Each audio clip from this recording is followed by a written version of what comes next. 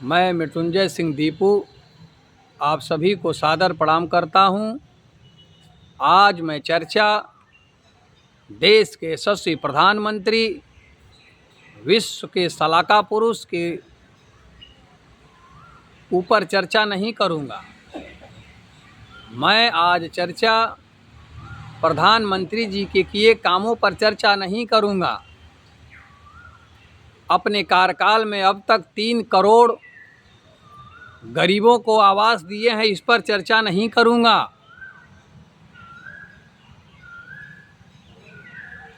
करोड़ों लोगों को आयुष्मान योजना से जोड़े हैं, इस पर चर्चा नहीं करूंगा।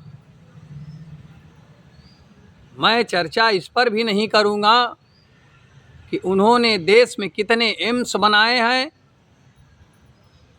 आवागमन के लिए कितने एयरपोर्ट बनाए हैं, आवागमन के लिए लाखों किलोमीटर एक्सप्रेस वे बनवाए हैं, आवागमन के लिए हजारों किलोमीटर रेलवे लाइन नई बिछाए हैं। मैं चर्चा चिनाब ब्रिज पर भी नहीं करूंगा साहब, जो पूरे विश्व में सबसे ऊंचा ब्रिज बना है श्रीनगर में, मैं उस पर भी चर्चा नहीं करूंगा। मैं प्रधानमंत्री जी के कार्यकाल में जितना सेना मजबूत हुआ है, हम जितने सेना के संसाधनों से मजबूत हुए हैं, मैं उस पर भी चर्चा नहीं करूंगा। मैं चर्चा उस पर भी नहीं करूंगा कि मेडिकल कॉलेज में बच्चों की पढ़ाई के लिए सीटें बढ़ाई गई, मैं एमडी और सर्जन के लिए सीटें बढ़ाई गई, उस पर भी चर्चा नहीं करूंगा। मैं चर्चा प्रधानमंत्री जी के किसी कार्यों का नहीं करूंगा। आज मैं चर्चा उस काले दिन पर करूंगा जो आज 50वां वर्ष पूरा हुआ है। 25 जून 1975 जो लोकतंत्र का काला दिन था, मैं उस पर चर्चा करूंगा। मैं उस पर चर्चा करूंगा कि इंदिरा जी ने अपने तानाशाही के बल पर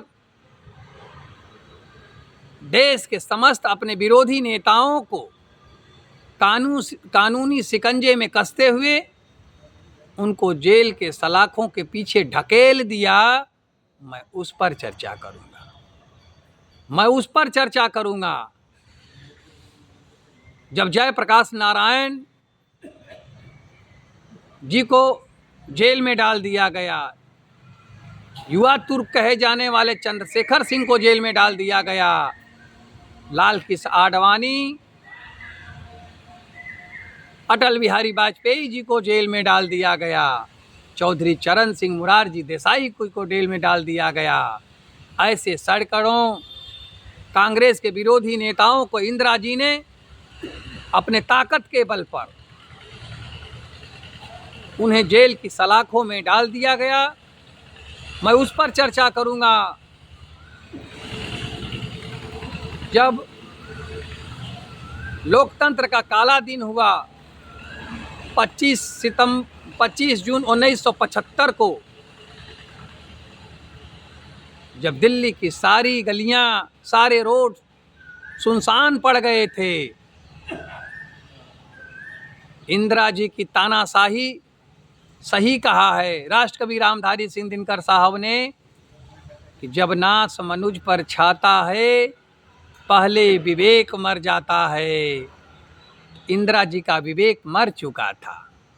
जैसे हम लोग गाँव में चर्चा करते हैं कि दिया भभक रही है, अब ये बूत जाएगी, तो वैसे ही इंदिरा जी शायद भभक रही थी और बूत गई हमेशा के लिए राजनीति से।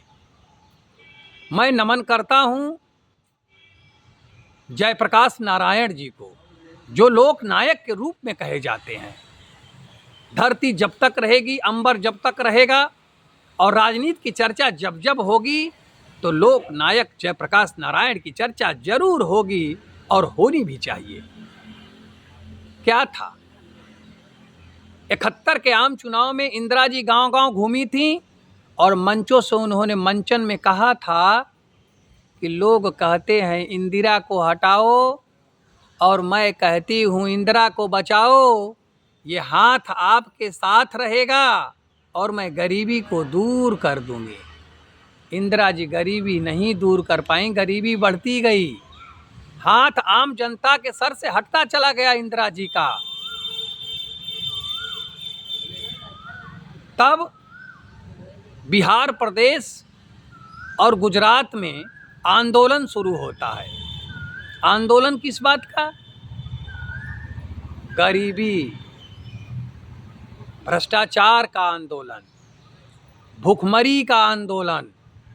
गरीबी बढ़ती गई, इंदिरा जी सत्ता की कुर्सी पर बैठती गई। ये वही इंदिरा गांधी हैं जब जवाहरलाल नेहरू जी अपने प्रधानमंत्री थे और अपने बेटी को कांग्रेस की सत्ता पर बैठा करके कांग्रेस का राष्ट्रीय अध्यक्ष बनाया था।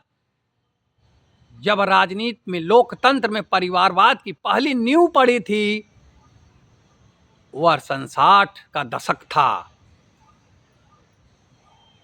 जब इंदिरा जी को राष्ट्रीय अध्यक्ष बना दिया गया था कांग्रेस का 59 में, और देश के प्रधानमंत्री हुआ करते थे जवाहरलाल नेहरू जी, जो लोकतंत्र में परिवारवाद की नींव डालने का काम किए थे।